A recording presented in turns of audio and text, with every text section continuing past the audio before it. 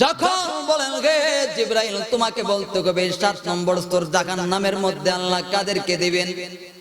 আল্লাহর নবী সাল্লাল্লাহু আলাইহি সাল্লামের এই কথা শুনে জিবরাইল চুপ হয়ে গেলেন, কারণ 7 নম্বর স্তরের মধ্যে কাদেরকে দিবেন? উম্মতে মুহাম্মদীকে। আল্লাহর নবী বিশ্ব নবীজি যখন বলেন জিবরাইল তোমাকে বলতেই হবে 7 নম্বর স্তরের মধ্যে কাদেরকে দিবেন, এমনিতেই জিবরাইল আমিন আলাইহিস সালাতু ওয়াস সালাম বলেন ইয়া রাসূলুল্লাহ ইয়া হাবিবাল্লাহ, ওগো নবীজি এই 7 নম্বর স্তরের মধ্যে আল্লাহ রাব্বুল আলামিন আপনার উম্মতদেরকে দিয়ে দিবেন।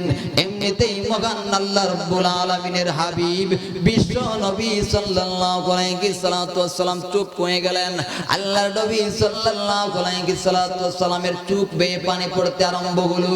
আল্লাহর নবী সাল্লাল্লাহু আলাইহি সাল্লাতু ওয়াস সালাম ভারাক্রান্ত হয়ে গেলেন। আল্লাহর নবী সাল্লাল্লাহু আলাইহি সাল্লাতু ওয়াস সালাম দুঃখিত ব্যথিত হয়ে গেলেন। طبيبنا ومولانا محمدا عبده ورسوله الذي بلغ الرسالة وأدى الأمانة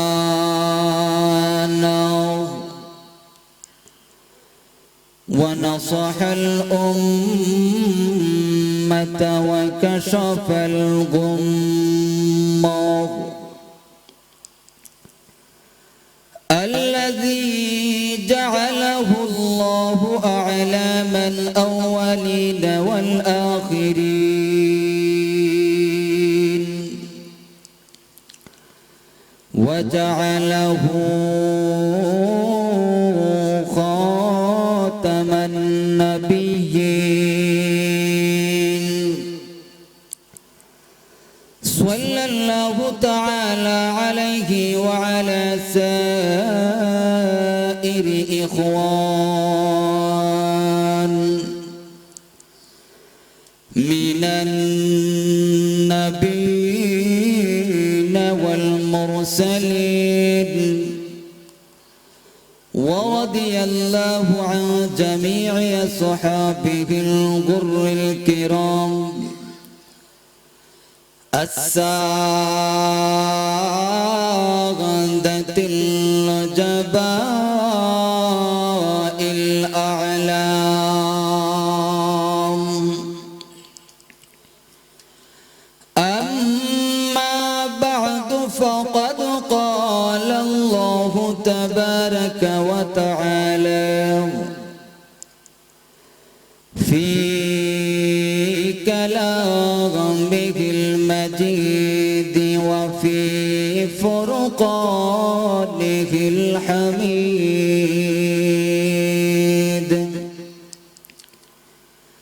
أعوذ بالله من الشيطان الرجيم.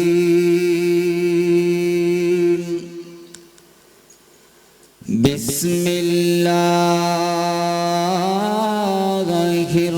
الرحمن الرحيم. وإن جهنم لموعدهم أجمعين لها 7 أبواب في كل باب منهم جزء مقسوم. إن المتقين في جنات وعيون. صدق الله العظيم وصدق رسوله النبي الكريم.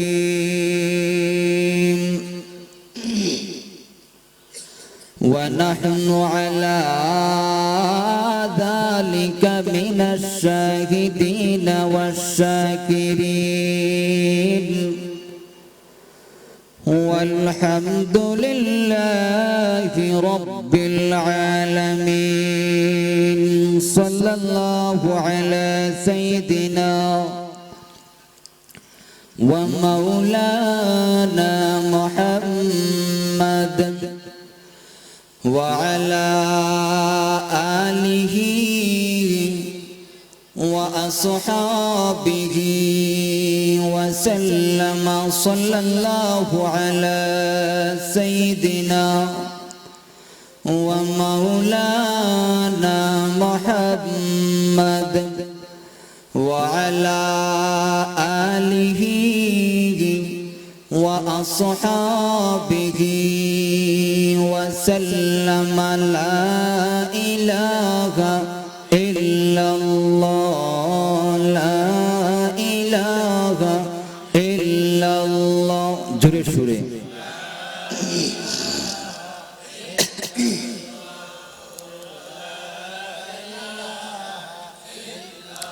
या इलाही पाक दरिया कैसे हंगे पारो हम या इलाही पाक दरिया कैसे हंगे पारो हम मौजे दरिया में हरदम और ये दे यारो हम मौज ही दरिया में हरदम और ये दे यारो हम ला इलाहा इल्लल्लाह ला इलाहा इल्लल्लाह और झुरे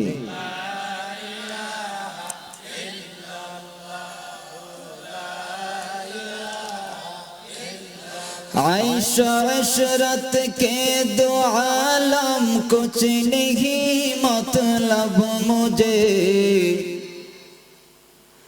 आयशा अशरत के दो आलम कुछ नहीं मतलब मुझे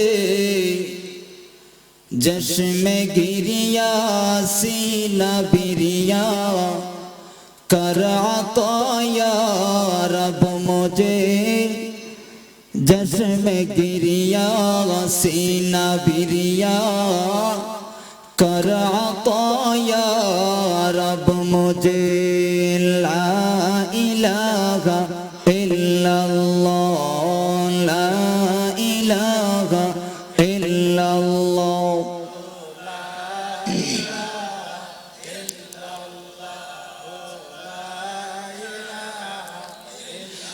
لا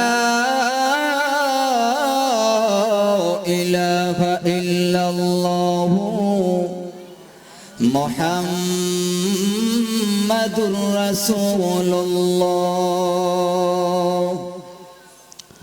আয়োজিত কৃষ্ণপুর দক্ষিণ পাড়া যুব সংঘ যুব তাফসীর কমিটির উদ্যোগে তৃতীয় বার্ষিক ইসলামী মহাসম্মেলনের চলিত অধিবেশনের নেহায়েত কাবিলে ইহতিরাম অত্যন্ত শ্রদ্ধাভাজন সভাপতি উপস্থিত দ্বীনের ধারক বাহক হযরত উলামায়ে কেরাম আগামী দ্বীনের কান্ডারি জাতির মেরুদণ্ড প্রিয় যুব সমাজ পর্দানিশীন অত্যন্ত শ্রদ্ধেয় আর সম্মানিত মা ও বোনেরা আলোচনার প্রারম্ভে আল্লাহ তাআলার দরবারে আমরা শুকর আদায় করি যে আল্লাহ রাব্বুল আলামিন আপনাকে আমাকে এই যে বর্তমানে ফিতনা ফাসাদের সময়ে চলমান অবস্থার মধ্যে আল্লাহ রাব্বুল আলামিন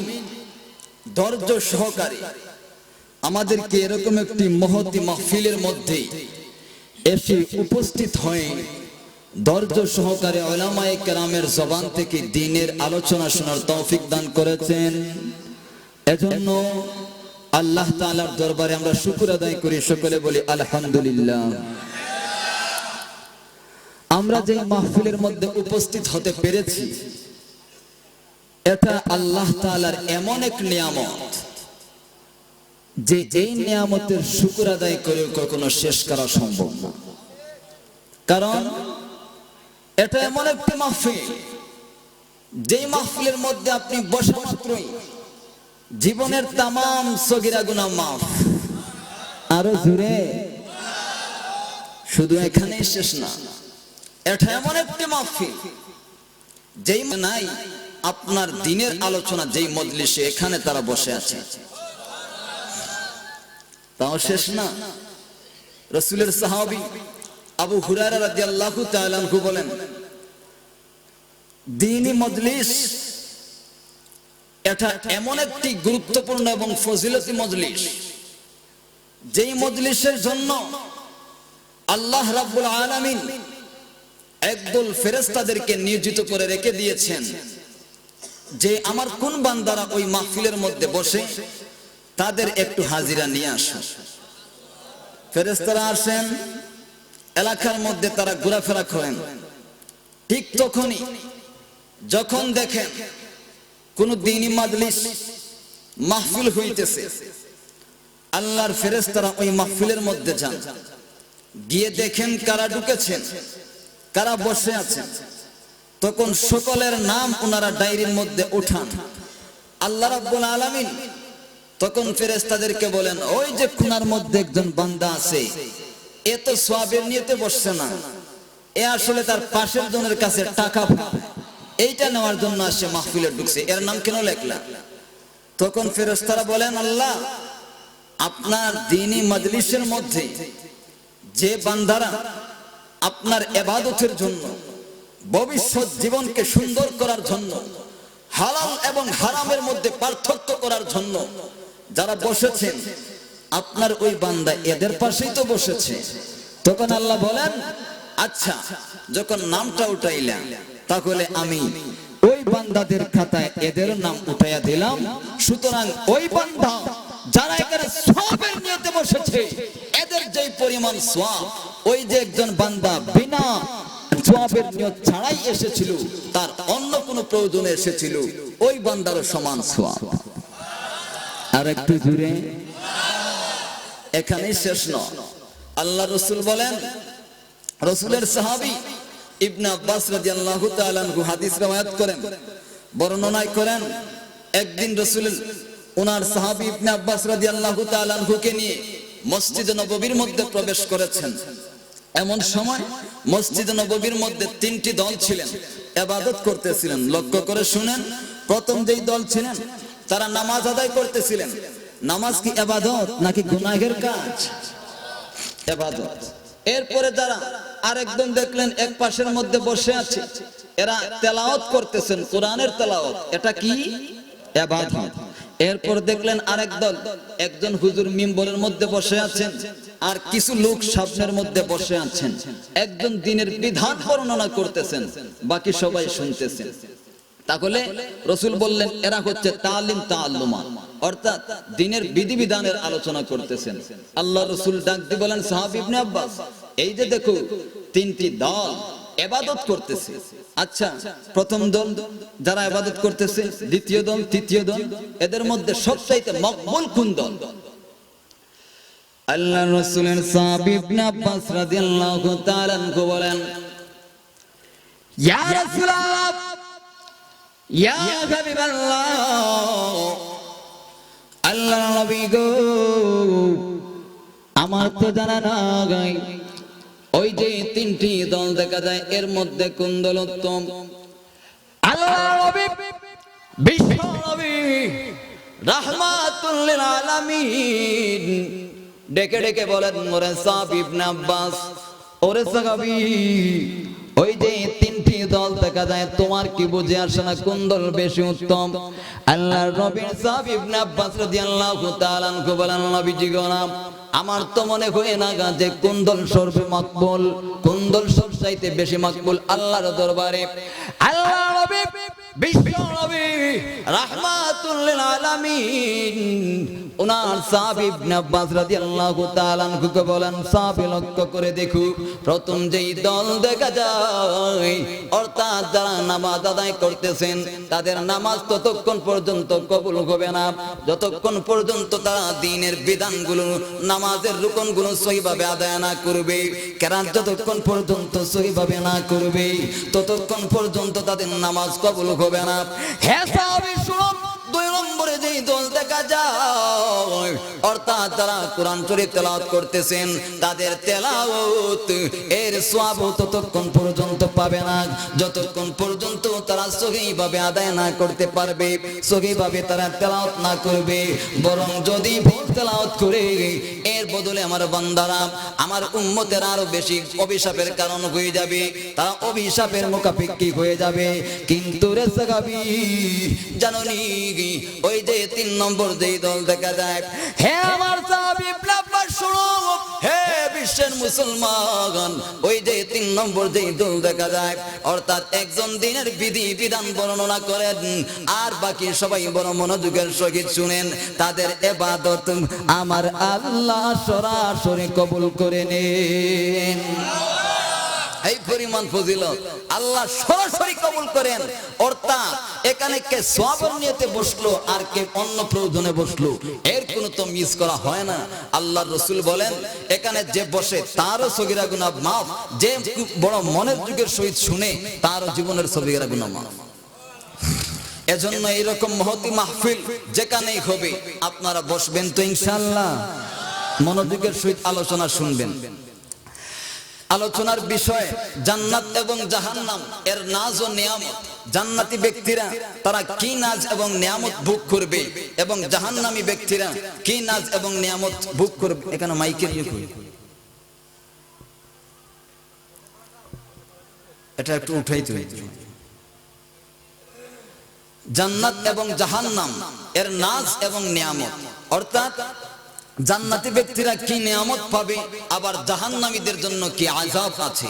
এই আলোচনা সাধারণত বুঝতে হলে পৃথিবীর যত মানুষ আছে সমস্ত মানুষদেরকে 3 ভাগে ভাগ করতে হয়, কারণ এই জান্নাত এবং জাহান্নাম এই আলোচনাটা এত বিস্তৃত এবং বিস্তর আলোচনা যে এটা সামান্য সময় আলোচনা করে বোধগম্য করা সম্ভব না, কাউকে বোঝানো সম্ভব না। এটা যদি বুঝতে হয় তাহলে প্রথমে সমস্ত মানুষদেরকে 3টি ভাগে ভাগ করতে হয়। প্রথম দল অর্থাৎ যারা আল্লাহকে কখনো বিশ্বাস করে না, যারা হচ্ছে নাস্তিক। এবং 2 নম্বর যেই দল অর্থাৎ আল্লাহকে ঠিক বিশ্বাস করে এবং আল্লাহকে বিশ্বাস করে ঠিক, কিন্তু আল্লাহর সাথে অংশীদার সাবিত করে, আল্লাহর সঙ্গে অন্য কাউকে শরীক করে অথবা আল্লাহর সন্তানাদি সাবিত করে। যেমন কাউকে বলে ইহুদিরা যারা আছে এরা বলে হযরত উযাইর আলাইহিস সালাতু ওয়াস সালাম উনি হচ্ছেন আল্লাহর সন্তান। আবার খ্রিস্টান যারা ওরা বলে হযরত ঈসা আলাইহিস সালাতু ওয়াস সালাম উনি হলেন আল্লাহর সন্তান। এরা হচ্ছে 2 নম্বর দল। অর্থাৎ প্রথম দল যারা আল্লাহকে মানে না, আল্লাহর অস্তিত্ব বিশ্বাস করে না, আল্লাহর অস্তিত্বে যারা বিশ্বাসী নয়, এরা হচ্ছে নাস্তিক। এবং 2 নম্বর দল যারা আল্লাহর সঙ্গে ওনার সন্তানাদি সাবিত করে, ওনার সন্তানাদি আছে বলে এটা সাবিত করে, এরা হচ্ছে কেউ কেউ হচ্ছে মুশরিক, আবার ইহুদি এবং নাসারা। এদের সকলের স্থান হচ্ছে চিরস্থায়ী জাহান্নাম। এরপরে 3 নম্বর যেই দল অর্থাৎ মুসলমান, যারা আল্লাহকে মানে, এক আল্লাহ বিশ্বাসী, তারা এক আল্লাহ মানে। তবে একটা সমস্যা, মুসলমানদের মধ্যে সমস্ত মানুষ জাহান্নামে যাবে এমন কোনো কথা নয়, আবার সমস্ত মানুষ যে জান্নাতের মধ্যে যাবে এমনও কোনো কথা নয়। বরং কিছু মানুষ আছেন যারা প্রথমে জান্নাতে চলে যাবেন, আবার কিছু মানুষ আছেন তারা প্রথমে জাহান্নামের মধ্যে যাবেন এবং জাহান্নামে তাদের এই শাস্তিকে ভোগ করার পর এক পর্যায়ে আল্লাহর তৈরি জান্নাতের মধ্যে যাবেন।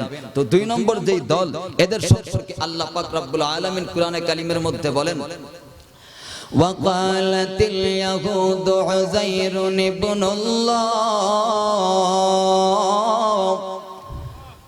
আল্লাহর নবী বলেন, আল্লাহ বলেন ওগো নবীজি, ইহুদিরা উযাইরকে আল্লাহ বলে, আল্লাহর ছেলে বলে। وقالت النصارى المسيح ابن الله। আর খ্রিস্টানরা তারা বলে হযরত ঈসা আলাইহিস সালাতু ওয়াস সালাম আল্লাহর সন্তান। ইহুদিরা বলে উযাইর আল্লাহর সন্তান, আর খ্রিস্টানরা বলে যে হযরত ঈসা আলাইহিস সালাম আল্লাহর সন্তান। কিন্তু মুসলমানরা কি বলেন? মুসলমানদের আকীদা হলো কুল হু আল্লাহু আহাদ, আল্লাহ এক, আল্লাহুস সামাদ, আল্লাহ অমুখাপেক্ষী, লাম ইয়ালিদ ওয়া লাম ইউলাদ ওয়া লাম ইয়াকুল লাহু কুফুয়ান আহাদ। এবং বলেন, আল্লাহ বলেন যে লাম ইয়ালিদ, উনি কাউকে জন্ম দেন নাই, ওয়া লাম ইউলাদ, এবং আল্লাহ থেকেও আল্লাহ তিনি কাউকে জন্ম দেন নাই এবং তিনি নিজেও কারো থেকে জন্ম নেন নাই। তাহলে এটা হচ্ছে মুসলমানদের আকীদা। দারুল উলুম দেওবন্দ এর মধ্যে দেরাদুন নামক একটি শহর, খ্রিস্টানদের উদাহরণ দিতে গিয়ে বলতেছি, দেরাদুন নামক একটি শহর, যেই শহরের মধ্যে খ্রিস্টানদের একটি সমাবেশ হইতেছে, তাদের একটি মাহফিল, আমরা যেভাবে মাহফিল করাই তাদের একটা সেমিনার হইতেছে, যেই সেমিনারের মধ্যে তাদের সবচাইতে বড় পাদ্রী যিনি, উনি এসে তাদের ধর্ম সম্পর্কে, ধর্মের মূলনীতি যেটা, এই সম্পর্কে আলোচনা করতেছেন। এবং ওই মাহফিলের মধ্যে লাখো কোটি তৌহিদি জনতা ছিলেন। এর মধ্যে একজন ছিলেন আমাদের দারুল উলুম দেওবন্দ উম্মুল মাদারিস তাকে বলা হয়, ওই মাদ্রাসায় পড়ানেওয়ালা শরহে জামির ছাত্র একজন ছিলেন উপস্থিত। ওই ছাত্র উপস্থিত, যেহেতু মাদ্রাসার ছাত্র, তাও আবার ধর্মে মুসলমান। একদিকে যখন খ্রিস্টান পাদ্রী, উনি বলতেছেন যে হযরত ঈসা আলাইহিস সালাম, হে মানুষ শোনো, আমাদের আকীদা, আমাদের বিশ্বাস, হযরত ঈসা আলাইহিস সালাম আল্লাহর সন্তান। নাউজুবিল্লাহ বলেন। কিন্তু ওই যে ছাত্র যিনি আসলেন, শরহে জামির ছাত্র, উনার গায়ে ধরলো। এই কথা যখন শুনলেন, সঙ্গে সঙ্গে উনি দাঁড়িয়ে গেলেন আর ডাক দিয়ে বলেন, পাদ্রীজি, আমি তো আপনার এই অভিমতটা মেনে নিতে পারি না। কই কেন? কারণ আমার আল্লাহর কোরআন এই বলে, আমার রাসূলের হাদিস এই বলে। উনি কোরআনের বিভিন্ন আয়াতকে পেশ করতেছেন দলিল স্বরূপ, আবার রাসূলের বিভিন্ন হাদিসকেও পেশ করতেছেন যে আল্লাহর কোনো সন্তান নাই, ঈসা আলাইহিস সালাম একজন পয়গম্বর, উনি আল্লাহর সন্তান নয়, উনি মরিয়মের ছেলে, উনি আল্লাহর সন্তান নন। এমন দলিল তিনি পেশ করতেছেন কিসের মাধ্যমে? আল্লাহর কোরআন এবং রাসূল সাল্লাল্লাহু আলাইহি সাল্লাম এর হাদিসের মাধ্যমে। কিন্তু খ্রিস্টানরা কোরআন এবং হাদিস খুব কমই মানে, এজন্য বিতর্ক অনুষ্ঠান হয়ে যাচ্ছে। ওই শরহে জামির ছাত্র তিনি পাদ্রীজির সঙ্গে আর তর্কের মধ্যে পারছেন না, কারণ আল্লাহর বান্দা মাত্র শরহে জামিতে পড়ে এখনো পর্যন্ত পুরোপুরি আলেম হয়নি, এখনো পর্যন্ত আলেম হয়নি, এজন্য তর্কের মধ্যেও পারছে না, কারণ আল্লাহর বান্দা এখনো মাত্র শরহে জামিতে পড়ে পুরোপুরি আলেম হয়ে নাই। বিতর্ক অনুষ্ঠান হয়ে যাচ্ছে, আল্লাহর বান্দা তর্কের মধ্যে পারে না, একের পর এক দলিল পেশ করে, হাদিস পেশ করে। যেমন সময় হঠাৎ করে বাহির থেকে একটা লোক 50 ঊর্ধ্ব বয়স মাহফিলের মধ্যে প্রবেশ করলো।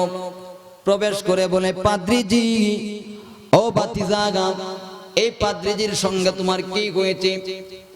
এবার বাতিজা বলে, হে চাচাজান, জানেননি এই পাদ্রীজি কি বলে? পাদ্রীজি বলে, হযরত ঈসা আলাইহিস সালাম নাকি আল্লাহর ছেলে। নাউজুবিল্লাহ বলে। চাচাদি বলে, বাতিজা, এই পাদ্রীর সঙ্গে তুমি বিতর্ক করে তর্ক করে পারবে না, তুমি এর দায়িত্ব আমার কাছে দিয়ে দাও। বাতিজা ডাক দিয়ে বলে, হে চাচাজান, আমি মাদ্রাসায় পড়ি, আমি একজন আলেম, আমি মাদ্রাসায় পড়ার সত্ত্বেও আমার কাছে কোরআন এবং হাদিসের জ্ঞান থাকা সত্ত্বেও আমি পাদ্রীর সঙ্গে পারি নাই। চাচাজি, আপনি কেমনে পাদ্রীজির সঙ্গে পারবেন? এবার পাদ্রীজি কয়, বাতিজারে, শুধু কোরআন এবং হাদিসের জ্ঞান থাকলে হয় না, অভিজ্ঞতারও প্রয়োজন আছে। ঠিক না বেঠি? এবার চাচাজি বলে, বাতিজা, শুধু তোমার কাছে কোরআনের জ্ঞান আছে, হাদিসের জ্ঞান আছে, এর জ্ঞান থাকলে শুধুমাত্র হয় না। বাতিজারে, শুধু কোরআন এবং হাদিসের জ্ঞান থাকলে হবে না, অভিজ্ঞতার প্রয়োজন আছে। এবার বাতিজা বলে চাচাজি তাহলে আপনি বিতর্ক করুন, আপনাকে আমি অনুমতি দিয়ে দিলাম, আপনি পাদ্রীজির সঙ্গে বিতর্ক করুন। এবার যখন চাচাজি যখন অনুমতি পেয়েছে বাতিজার কাছ থেকে, এবার চাচাজি বলে হে পাদ্রীজি আপনার অভিমত কি, আপনার দাবি কি, মেহেরবানি করে আপনার দাবিটা আবার পেশ করুন। এবার পাদ্রীজি বলে চাচাজি আমার দাবি হইল হযরত ঈসা আলাইহিস সালাতু ওয়াস সালাম আল্লাহর সন্তান। এবার চাচাজি বলে পাদ্রীজি আপনার দাবি আমি মেনে নিব, তার আগে আপনি আমার কিছু প্রশ্নের জবাব দিতে হবে। হে পাদ্রীজি আল্লাহর ছেলে ঈসা আপনার সকাশে আমার প্রশ্ন হলো আল্লাহর ছেলে কয়জন এটা আপনি বলতে হবে, শুধুমাত্র কি ঈসা নাকি আর কেউ আছে? এবার পাদ্রীজি বলে না না শুধুমাত্র ঈসা হলেন আল্লাহর সন্তান, আর কেউ নাই। এবার চাচাজি বলেন পাদ্রীজি আরেকটা প্রশ্ন আপনার কাছে। কি প্রশ্ন? এবার চাচা বলে পাদ্রীজি আমার প্রশ্ন হলো মহান আল্লাহর বয়স বলতে হবে, মহান আল্লাহর বয়স কত এটা আপনাকে বলতে হবে। এবার পাদ্রীজি বলে হ্যাঁ চাচা যান, আমি মনে করেছিলাম ওই শরীহে জামিল ছাত্র আপনার বাতিজা এমন একটু ব্যাকল, আপনার হয়তো একটু আকল জ্ঞান আছে। চাচাজি এখন তো দেখি আপনি আরো বড় ব্যাকল, আপনি আরো বড় নির্বুধ মানুষ। আল্লাহর কি বয়স বলা যায়? হ্যাঁ চাচাজি আল্লাহর তো বয়স বলা যায় না, আল্লাহ শুরু থেকেই আছেন, পৃথিবীর শেষ পর্যন্ত আছেন, আল্লাহর বয়স বলা কখনো সম্ভব না। এবার চাচাজি বলে পাদ্রীজি মানলাম যদি আল্লাহর বয়স বলা না যায়, তাহলে আপনার কাছে আমার প্রশ্নগুলো আল্লাহর বয়স কমপক্ষে পৃথিবীর শুরু থেকে নিয়ে আজ পর্যন্ত কয় হায়াটা মানা যায়? এবার চাচাজি বলে পাদ্রীজি পৃথিবীর শুরু থেকে নিয়ে আজ পর্যন্ত কমপক্ষে পৃথিবীর বয়স কত? 5000 বছর। বলেন না 5000 বছর, 5000 বছর। তাহলে চাচাজি বলেন পৃথিবীর শুরু থেকে নিয়ে এই পর্যন্ত পৃথিবীর বয়স হলো 5000 বছর। পাদ্রীজি কয় হ্যাঁ এটা মানা যায় যে পৃথিবীর শুরু থেকে নিয়ে আজ পর্যন্ত পৃথিবীর কমপক্ষে 5000 বছর। এবার চাচাজি বলে পাদ্রীজি তাহলে আপনার কাছে আমার প্রশ্নগুলো আমার বয়স কত জানেননি? কয় না। এবার চাচাজি বলে আমার বয়স হলো 50 বছর। হ্যাঁ পাদ্রীজি এই 50 বছর বয়সে জানেননি আমার কয়জন ছেলে মেয়ে আছে? আমার 1 ডজন ছেলে মেয়ে আছে। চাচা বলে পাদ্রীজি আমার 50 বছর বয়সে আমার যদি 1 ডজন ছেলে মেয়ে হয়, তাহলে আপনার আকলের কাছে আপনার বিবেকের কাছে আমার প্রশ্নগুলো মহান আল্লাহর 5000 বছরে কেন একজন ছেলে হবে? হ্যাঁ পাদ্রীজি শুনো, আল্লাহর যদি সন্তান হওয়ার শান বৃদ্ধি হইতো, যদি আল্লাহর সন্তান হওয়া যদি মান বৃদ্ধি হইতো পাদ্রীজি, তাহলে এই 5000 বছরের মধ্যে আল্লাহর 1জন 2জন সন্তান হতো না। এই 5000 বছরের মধ্যে মহান আল্লাহর কোটি কোটি সন্তান আদি হইতো। 5000 বছরের মধ্যে কোটি কোটি সন্তান যখন না গায়, এতে বোঝা যায় আল্লাহর একজন সন্তান নাই। এই কথা যখন পাদ্রীজি বলেছে এমনিতেই চাচা এই কথা যখন চাচাজি বলেছে এমনিতেই পাদ্রীজি চুপচাপ হয়ে নিশ্চুপ হয়ে গিয়েছে। দেরাদুন নামক শহরের মধ্যে মহান আল্লাহ এই 50 ঊর্ধ্ব ব্যক্তির মাধ্যমে ইসলামের বিজয় দান করেছে। কারণ আল্লাহর কোনো ছেলে নাই, আল্লাহ একা, কুল হু আল্লাহু আহাদ, লাম ইয়ালিদ ওয়া লাম ইউলাদ, এবং উনি কাউকে জন্ম দেন নাই, উনি নিজেও কাউ থেকে জন্ম নেন। এজন্য যারা বলে আল্লাহর সন্তান আছে, যেমন নাসারা যারা, এবং যারা বলে উজাইর আলাইহিস সালাতু ওয়াস সালাম আল্লাহর ছেলে, যেমন ইহুদি, এরাও চিরস্থায়ী জাহান্নামী। আবার যারা আল্লাহকে বিশ্বাস করে না, আল্লাহর অস্তিত্বেও বিশ্বাসী নয়, এরাই হচ্ছে জাহান্নামী। কিন্তু জান্নাতে হচ্ছে মুমিন মুসলমান।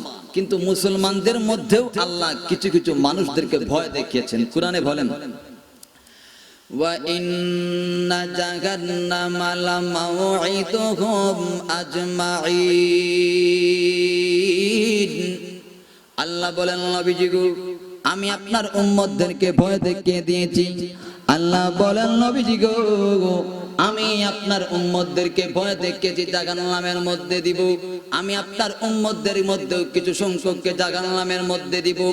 আমার ভাইরা, এখন আপনার মনে প্রশ্ন জাগতে পারে, হুজুর সারা জীবন নামাজ পড়লাম, রোজা রাখলাম, আমি আল্লাহ কালামে পাকে তার সমাধান দিয়ে দিলাম।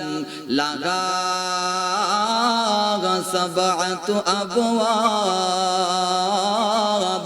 আল্লাহ বলেন নবীজি গো, আমি জাহান্নামের মধ্যে 60টি স্তর রেখেছি। ওগো নবীজি, এই 60টি স্তরের মধ্যে বিভিন্ন শ্রেণীর মানুষদেরকে ঢুকাইয়া দিব। আমার ভাইরা, আল্লাহ নবী বিশ্ব নবী রাহমাতুল লিল আলামিনের কাছে জিবরাইল আমিন আলাইহিস সালাতু ওয়াস সালাম এসে বলেন, ইয়া রাসূলুল্লাহ, ইয়া হাবিবাল্লাহ, আল্লাহর নবী গো, জানেন নি জাহান্নামের মধ্যে কয়টি স্তর হবে?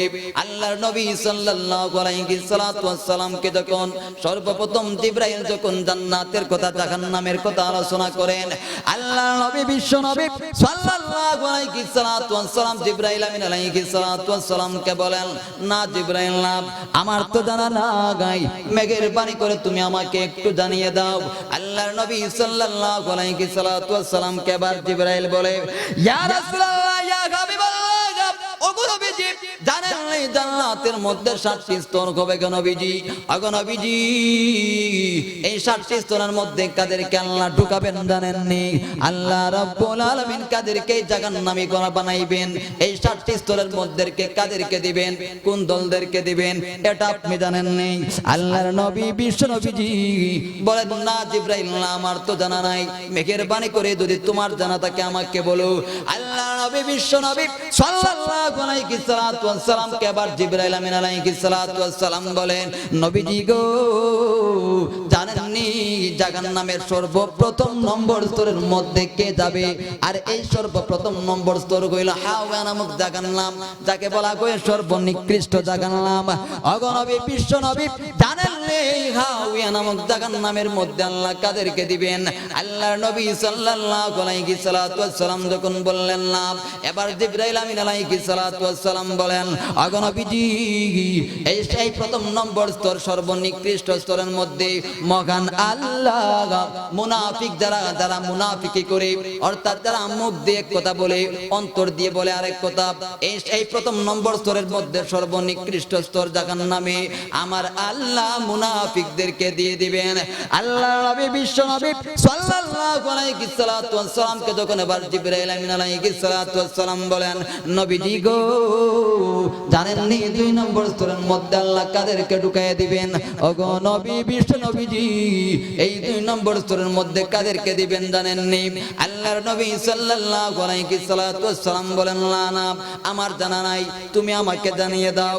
এবার জিবরাইল আমিন আলাইহিস সালাতু ওয়াস সালাম বলেন, ইয়া রাসূলুল্লাহ, ইয়া হাবিবাল্লাহ, ওগো নবীজি, এই 2 নম্বর স্তরের মধ্যে মহান আল্লাহ অগ্নি পূজক যারা আগুনের পূজা করে এদেরকে আল্লাহ 2 নম্বর স্তরের মধ্যে দিবেন। আল্লাহ বলেন, নবীজি গো, এই 2 নম্বর স্তরের মধ্যে আমি অগ্নি পূজক যারা নাকি আগুনের পূজা করে এদেরকে আমি এই 2 নম্বর স্তরের মধ্যে দিব। আল্লাহ নবী বিশ্ব নবী সাল্লাল্লাহু আলাইহি সাল্লাতু ওয়াস সালামকে এবার ফেরেশতা জিবরাইল আমিন আলাইহি সাল্লাতু ওয়াস সালাম বলেন, ওগো নবীজি, জানেন নি 3 নম্বর স্তরের মধ্যে আল্লাহ কাদেরকে দিবেন? আল্লাহর নবী পূর্বের মতো বলেন, না আমি জানি না। আল্লাহর নবী সাল্লাল্লাহু আলাইহি সাল্লাতু ওয়াস সালামকে জিবরাইল আমিন আলাইহিস সালাতু ওয়াস সালাম বলেন, ওগো নবীজি, এই 3 নম্বর স্তরের মধ্যে আল্লাহ মুরতাদ যারা মুসলমান হওয়ার পর আবার মুরতাদ হয়ে গিয়েছে, ধর্মান্তরিত হয়ে গিয়েছে, এদেরকে আল্লাহ 3 নম্বর স্তরের মধ্যে দিবেন। আল্লাহ নবী সাল্লাল্লাহু আলাইহি সাল্লাতু ওয়াস সালাম এবার বলেন জিবরাইল আমিন আলাইহিস সালাতু ওয়াস সালামকে বলেন, ওরে জিবরাইল, আর 4 নম্বর স্তরের মধ্যে আল্লাহ কাদেরকে দিবেন? এবার জিবরাইল আমিন আলাইহিস সালাতু ওয়াস সালাম বলেন, ওগো নবী বিশ্ব নবী, জানেন নি 4 নম্বর স্তরের মধ্যে আল্লাহ সাহাবেইন যারা এদেরকে দিয়ে দিবেন 4 নম্বর স্তরের মধ্যে। 5 নম্বর স্তরের মধ্যে আল্লাহ কাদেরকে ঢুকায়া দিবেন? আল্লাহর নবী বিশ্ব নবী সাল্লাল্লাহু আলাইহি সাল্লাতু ওয়াস সালামকে ফেরেশতা জিবরাইল আমিন আলাইহিস সালাতু ওয়াস সালাম বলেন, ইয়া রাসূলুল্লাহ, ইয়া হাবিবাল্লাহ, এই 5 নম্বর স্তরের মধ্যে মহান আল্লাহ ইহুদি যারা নাকি বলে হযরত উজাইর আল্লাহর ছেলে, এদেরকে আল্লাহ দিয়ে দিবেন এই 5 নম্বর স্তরের মধ্যে। আল্লাহ নবী বিশ্ব নবী সাল্লাল্লাহু আলাইহি সাল্লাতু ওয়াসসালাম যখন জিবরাইল আমিন আলাইহিস সালাতু ওয়াসসালামকে বলেন, ওরে জিবরাইল, আর 7 নম্বর 6 নম্বর স্তরের মধ্যে আল্লাহ কাদেরকে দিবেন? এবার জিবরাইল আমিন আলাইহিস সালাতু ওয়াসসালাম বলেন, নবীজি গো, এই 6 নম্বর স্তরের মধ্যে মহান আল্লাহ নাসারা যারা নাকি বলো হযরত ঈসা আলাইহিস সালাতু ওয়াসসালাম আল্লাহর সন্তান, এদেরকে আল্লাহ 6 নম্বর স্তরের মধ্যে দিয়ে দিবেন।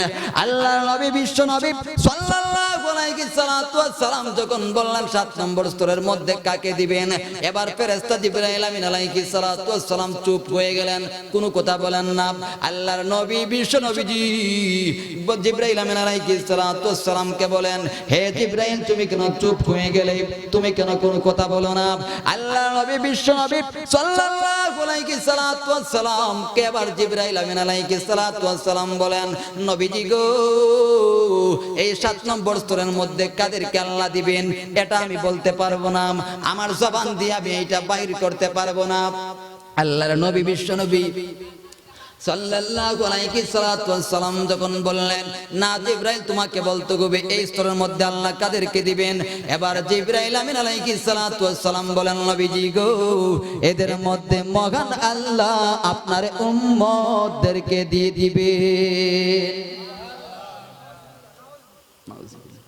আপনারা বলছেন সুবহানাল্লাহ। আল্লাহ নবী বিশ্ব নবী যখন বলেন, হে জিবরাইল, তোমাকে বলতে হবে 7 নম্বর স্তর জাহান্নামের মধ্যে আল্লাহ কাদেরকে দিবেন। আল্লাহর নবী সাল্লাল্লাহু আলাইহি সাল্লাতু ওয়াসসালামের এই কথা শুনে জিবরাইল চুপ হয়ে গেলেন, কারণ 7 নম্বর স্তরের মধ্যে কাদেরকে দিবেন? উম্মতে মুহাম্মদীকে। আল্লাহর নবী বিশ্ব নবীজি যখন বলেন, জিবরাইল, তোমাকে বলতেই হবে 7 নম্বর স্তরের মধ্যে কাদেরকে দিবেন। এমনিতেই জিবরাইল আমিন আলাইহিস সালাতু ওয়াসসালাম বলেন, ইয়া রাসূলুল্লাহ, ইয়া হাবিবাল্লাহ, ওগো নবীজি, এই 7 নম্বর স্তরের মধ্যে আল্লাহ রাব্বুল আলামিন আপনার উম্মতদেরকে দিয়ে দিবেন। এমনিতেই মহান আল্লাহ রাব্বুল আলামিনের হাবিব বিশ্ব নবী সাল্লাল্লাহু আলাইহি সাল্লাতু ওয়াসসালাম চুপ হয়ে গেলেন। আল্লাহর নবী সাল্লাল্লাহু আলাইহি সাল্লাতু ওয়াসসালামের চোখ বেয়ে পানি পড়তে আরম্ভ হলো। আল্লাহর নবী সাল্লাল্লাহু আলাইহি সাল্লাতু ওয়াসসালাম ভারাক্রান্ত হয়ে গেলেন। আল্লাহর নবী সাল্লাল্লাহু আলাইহি সাল্লাতু ওয়াসসালাম দুঃখিত ব্যথিত হয়ে গেলেন। আল্লাহর নবী সাল্লাল্লাহু আলাইহি সাল্লাতু ওয়াসসালাম ঘরের মধ্যে প্রবেশ করে উনি দরজা বন্ধ করে দিলেন। আল্লাহর নবী দরজা খুলেন না, রাসূলের সাহাবীরা গিয়া দরজার মধ্যে গিয়ে ধাক্কা দেন, ডাক দেন, আসসালামু আলাইকা ইয়া রাসূলুল্লাহ, মেঘের পানি করে দরজা খুলেন। কিন্তু আল্লাহর নবী সাল্লাল্লাহু আলাইহি সাল্লাতু ওয়াসসালাম দরজা খুলেন না। আল্লাহর নবীর সাহাবী উমরে ফারুক উনি গিয়া সালাম দিলেন, আসসালামু আলাইকা ইয়া রাসূলুল্লাহ, আল্লাহর নবীজি গো, মেঘের পানি করে আপনি আপনার দরজা খান খুলেন। আল্লাহর নবী সাল্লাল্লাহু আলাইহি সাল্লাতু ওয়াসসালাম সালামের জবাব দেন না, আবার দরজা খুলেন না। এবার আল্লাহর নবীর সাহাবী হযরত আবু বকর রাদিয়াল্লাহু তাআলা উনি কি ডাক দিলেন, আসসালামু আলাইকা ইয়া রাসূলুল্লাহ, ওগো নবীজি, আমি আপনার সঙ্গে আবু বকর মেঘের বাণী করে দরজা খুলেন, কিন্তু আল্লাহর নবী দরজা তো খুলেন না। এবার সমস্ত সাহাবায়ে কেরাম মিলে পেরেশানি হয়ে গেলেন। তারা পরামর্শ করলেন কাকে পাঠানো যায়। এমন একজন সাহাবীকে প্রেরণ করতে হবে, অর্থাৎ সালমান ফারিসি রাদিয়াল্লাহু তাআলা, যিনি হলেন অত্যন্ত বৃদ্ধ এক সাহাবী। আল্লাহ নবী সাল্লাল্লাহু আলাইহি সাল্লাতু ওয়াসসালামের সাহাবীরা সকলে মিলে পেরেশানি হয়ে গেলেন। পরামর্শ যখন করলেন সালমানকে পাঠাবেন, আল্লাহর নবীর সাহাবী সালমান তিনিও গিয়ে যখন সালাম করলেন, আসসালামু আলাইকা ইয়া রাসূলুল্লাহ, আল্লাহর নবী বিশ্ব নবী তিনি দরজা খুলেন না, সালামের জবাব দেন না।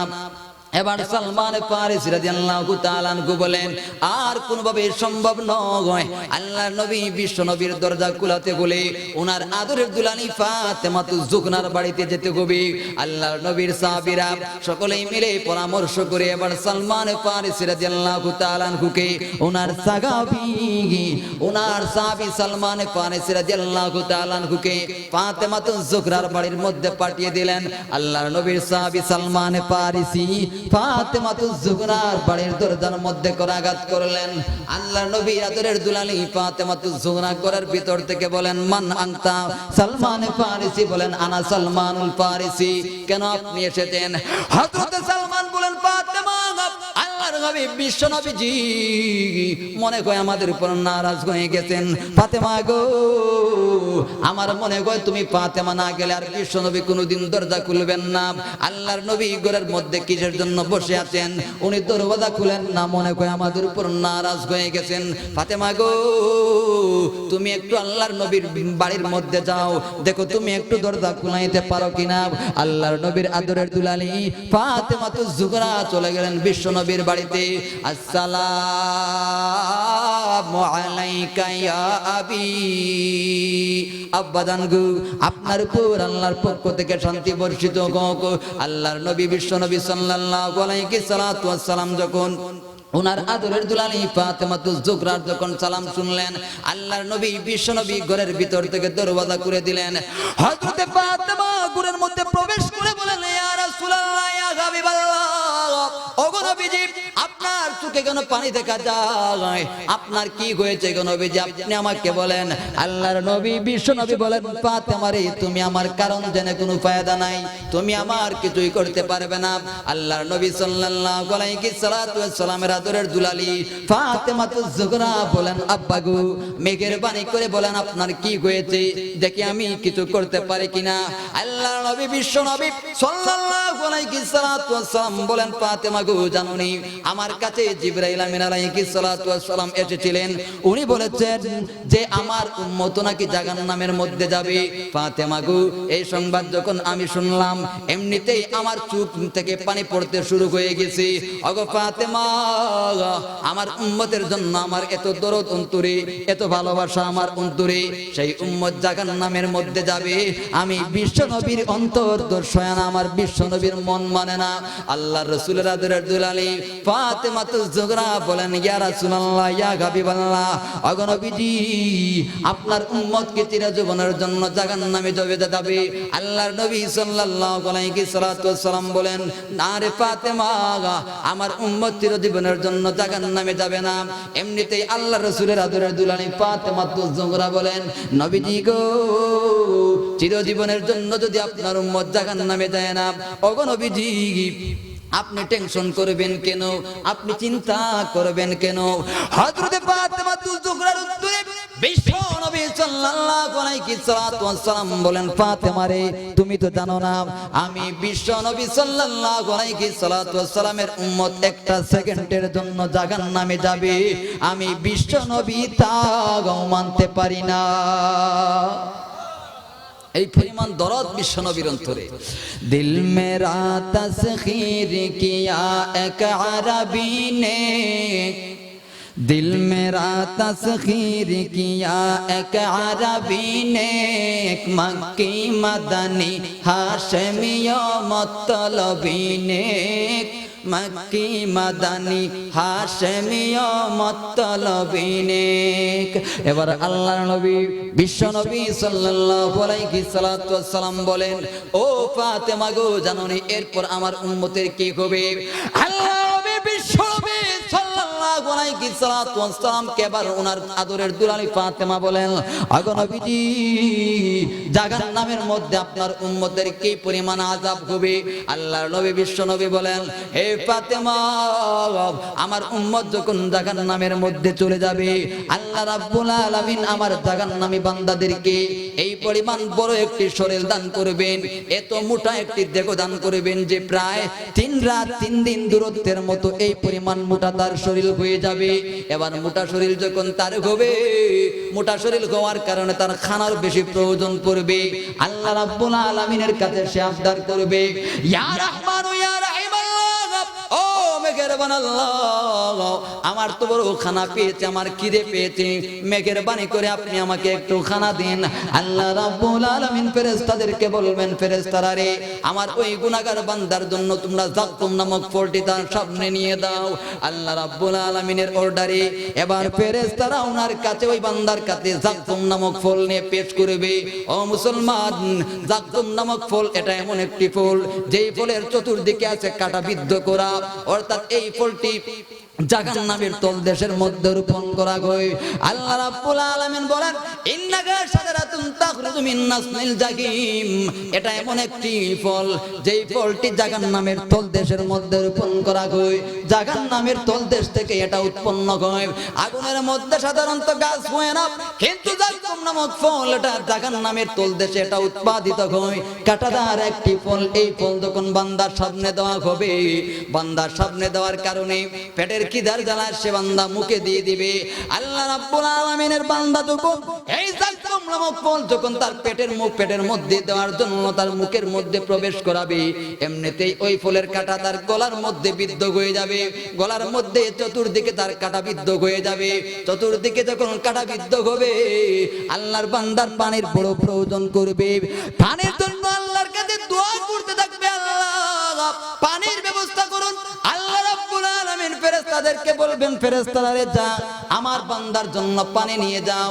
আল্লাহ রাব্বুল আলামিন বলেন, কি ধরনের পানি দেওয়া হবে জানোনি? ওয়াসুকু মাআন হামিমা। আল্লাহ বলেন, নবীজি গো, আপনার জাহান্নামী বান্দাদেরকে আমি এমন ধরনের পানি পান করাবো, মাআন হামিমা, ওগো নবীজি, এমন গরম পানি পান করাবো যে গরমের কারণে বান্দার অনেক কষ্ট হবে। বান্দার চেহারা জ্বলে যাবে, নাক মুখ সব কিছু জ্বলে যাবে, জিহ্বা জ্বলে যাবে। আবার যদি ঠান্ডা পানি হয়, এই ঠান্ডা পানি হবার কারণে এত ঠান্ডা হবে যে ঠান্ডার কারণে বান্দার কষ্ট হবে। আল্লাহ রাব্বুল আলামিনের বান্দা যখন তার মুখের মধ্যে যখন এই পানি দেওয়ার জন্য যখন ফেরেশতারা পানি নিয়ে আসবেন, তিরমিজি শরীফের রওয়ায়াত, ইদা উদিনিয়া, যখন নাকি বান্দার সামনে নেওয়া হবে, এই পানির পেয়ালা বান্দার সামনে আনার কারণে গরমের কারণে বান্দার চেহারা জ্বলে যাবে। আল্লাহর বান্দার নিচের ঠোঁটটা জ্বলে গিয়ে নাভি পর্যন্ত চলে যাবে। শুধু এখানে শেষ নয়, গরমের কারণে বান্দার উপরের ঠোঁট জ্বলে গিয়ে মাথার তালু পর্যন্ত চলে যাবে। এরপর আল্লাহর বান্দা যখন মুখের মধ্যে যখন এই পানি যখন প্রবেশ করাবে, তার বান্দার এত গরম পানি হবে, ওই যাকুম নামক ফলটি ফেটে টুকরো টুকরো করে পেটের মধ্যে চলে যাবে। আল্লাহর নবী বিশ্ব নবী সাল্লাল্লাহু আলাইহি সাল্লাম সাহাবীদেরকে বলেন, ওয়াতাকাম, সাহাবীরা রে, জানোনি এরপরে ওই পানি কি হবে? হাত্তা তাখরুজা মিন দুবুরিহি। আল্লাহর নবী বিশ্ব নবী বলেন, হে সাহাবীরা, যখন ওই পানি বান্দা মুখের মধ্যে প্রবেশ করাবে, তার পেটের নাড়িভুড়ি সব শুধু ছিঁড়ে ফেলবে। তার পেটের নাড়িভুড়ি সব শুধু ফেটে যাবে, চিড়ে টুকরো টুকরো হয়ে যাবে। হাত্তা তাখরুজা মিন দুবুরিহি। এরপর আল্লাহর বান্দার পিছনের রাস্তা দিয়ে সব বের হয়ে যাবে। এই পরিমাণ আযাব থাকবে বান্দার জাহান্নামে। যেহেতু সময় অত্যন্ত সংকীর্ণ এবং আজকের মাহফিলের কাঙ্ক্ষিত মেহমান, বিশেষ অতিথি হযরত মাওলানা আবুল কালাম আজাদ সাহেব, উনিও অনেক বড় ওয়াইজ এবং একজন মাদ্রাসার মুহাদ্দিস, উনি আপনাদের মধ্যে উপস্থিত হয়ে গেছেন। যেহেতু সময় সংকীর্ণ, এজন্য আমি আমার আলোচনাকে এখানে শেষ করলাম। ওয়া আখিরু দাওয়ানা আনিল হামদুলিল্লাহি রাব্বিল আলামিন।